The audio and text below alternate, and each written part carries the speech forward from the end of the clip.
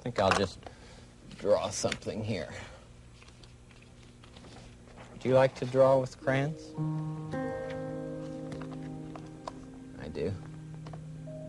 But I'm not very good at it. But it doesn't matter, it's just the fun of doing it that's important. That's the way I usually draw a house. Have some windows. Have a window down here.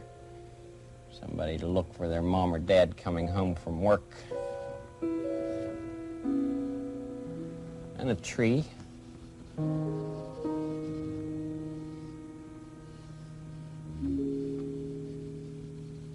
There's a tree.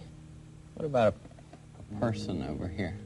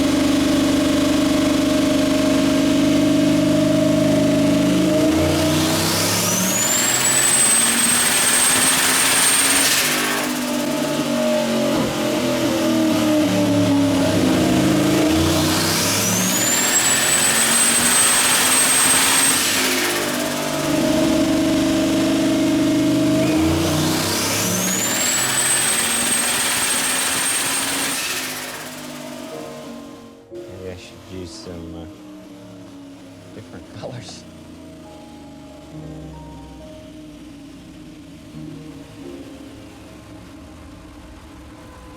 Now, I wouldn't have made that if I'd just been thinking about it. Just pretending about it, it wouldn't be there. You can make believe it happens, or pretend that something's true.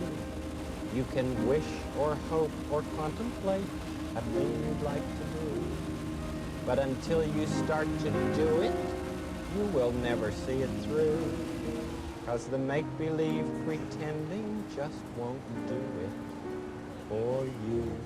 You've got to do it. Every little bit, you've got to do it. Do it, do it, do it. Then when you're through, you can know who did it. 'Cause you did it. You did it. You did it. That's right. And it feels good to do things. No matter how anybody says it is. It feels good to have made something. All right, ladies and gentlemen, we have a dyno video for you today. And I already showed the car on the dyno. So now you get the quick update. And what we have here today is Scott Franks, and this is pretty awesome. It's a guy and his dad, and I think his brother was there, and they had built this car together for fun to just do drag week. And ironically, they finished it and tried to get in contact with me and have me tune it to make sure that they were okay for drag week, but I did not get to their email in time or schedule them or anything. And eventually I got back around to him and I'm like, hey, did you still want to put this thing on? And he's like, yeah, I actually completed drag week with it. So that's awesome. He actually did everything himself. And then he just wanted to bring it to me to lean on it or check on the tune-up or see what could be pushed as far as what he had done with the setup. So the cool thing is that this is basically a Don't BS Me combination, I would say. One of my most prominent ones or used or copied. I mean, I'm obviously not saying that in a bad way. I'm happy that so many people are using it successfully, and it just speaks again. It still works. It still does what it's supposed to do. So they have this awesome 67 Chevelle, which he said has been in the family for a long time. And he put in a 2002 5.3 with about 150,000 miles. It's a stock long block pretty much with a BTR Stage 2 cam. It's the VS Racing Cast 7875 Dem Bob package, myself. 3-inch intercooler piping, and the regular VS 3-inch, what is it, like a 31 by 12 or something like that is the usual one. I think that's what it is. And what's funny is he took the whole grill out and put an SS badge in there. It is a completely stock intake with a Snake Eater throttle body on it, and I think it has the conversion adapter from 3-bolt to 4-bolt. It has a Holley Terminator X-Max. He has a manual boost controller on it. He has Hooker turbo headers with a homemade hot side after that. And he has an Aeromotive A1000 in-tank pump, an 8-feed, a 6-return, all Parker push lock. And it is 150,000 mile also, 2000 Express Van 4L80E, and they did a HD2 kit. So this thing has a Circle D budget converter off shelf, approximately a 3,000 stall. It has a 12-bolt rear and 355 gears. It also, I believe, had a single Walboro 450 pump in the tank. So that's the whole lineup. And awesomely enough, this car did great. I'll just show you here. This is what it looked like. You saw in the video. And then here's under the hood. Cast 78, 75 boy, and everything else ready to go and doing good. All right, so first hit on the dyno. I just made a hit as they brought it in. I believe he said he took a bunch of spark tables from the tunes that I had uploaded and has watched a bunch of my videos, but awesomely enough, this thing made 473 to the tire. I believe he was using the closed loop. So we got this dyno pull right here. It is called 001 Hit As Is from the owner. So this is how they brought it in, and they had the closed loop on, but we were running into some boost control issues. This would spike about 15, and then you can see how it would nose off to about 13, 12, and the closed loop was yanking a bunch of fuel. So it was awesome that he had it nice and safe. And he made many 11-second passes with this car and completed drag week. I think his best was like an 11:30, but one of the things that was funny was the boost control. So that's where that is. Everything looks good. So approximately 12 pounds and 13 degrees, and then a little bit of a spike in the beginning.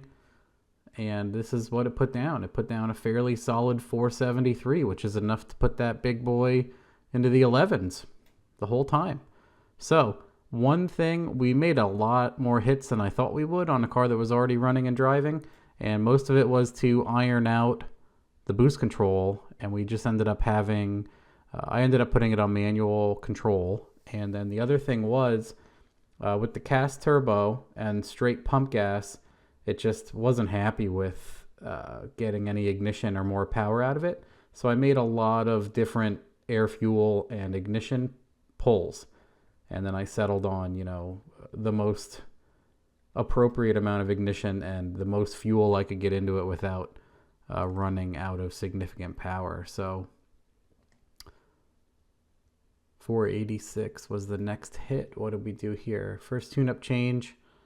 This is 493, so I wonder what the difference is there. Anyway, sometimes I change my numbers just to add numbers for you guys. So yeah, here it hit 15 and then it fell off. Here I was going for the old 1414, and boost kept falling off. I had trimmed out some fuel. Its closed loop isn't working as hard now. As you can see, when the closed loop doesn't work as hard, the car will also make more power. And then number 3 here, I put ignition in it, figuring it might pick up again.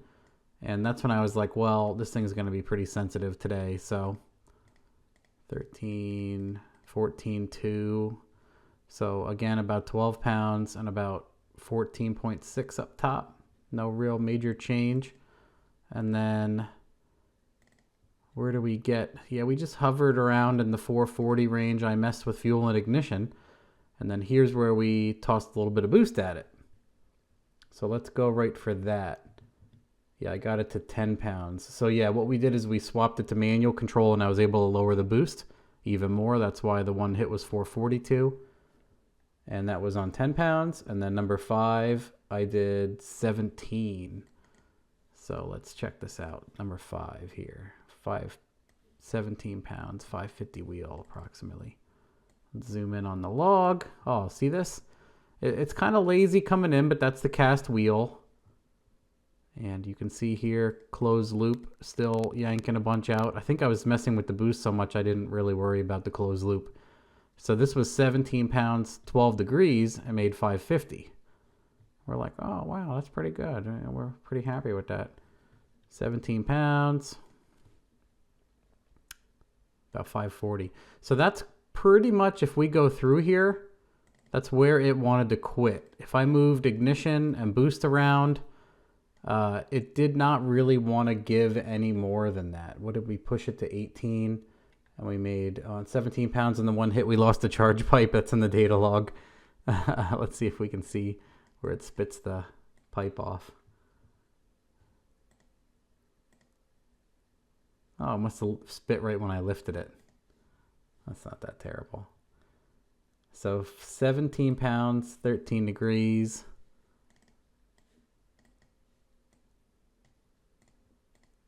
See, we narrowed down the closed loop here, down to 6. So sometimes I always leave the car pulling 5% because then it's always averaging a little fat if they have to pull the O2 sensor off or something else is funny. So 17 and 12 and making 539 pretty consecutively here. 555 on number 10, hit number 10. Yeah, pretty, what's nice is it's just hanging it out.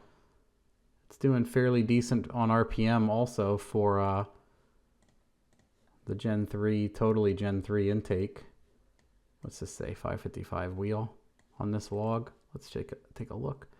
Yeah, straight pump gas cars anymore sometimes, guys. You know, I don't do a lot of straight pump anymore, so it's hard to get combos that are really efficient.